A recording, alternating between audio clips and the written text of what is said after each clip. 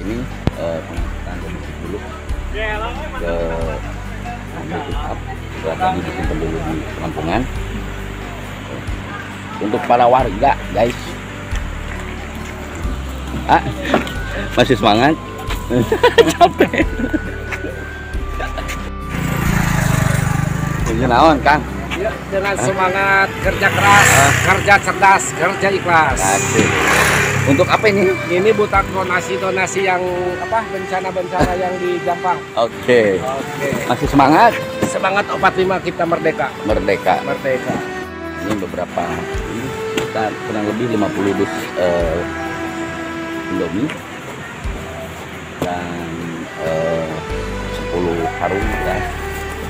Ada telur juga dan nanti alat tidur, perlengkapan tidur, kasur lantai dan lain sebagainya menyusul.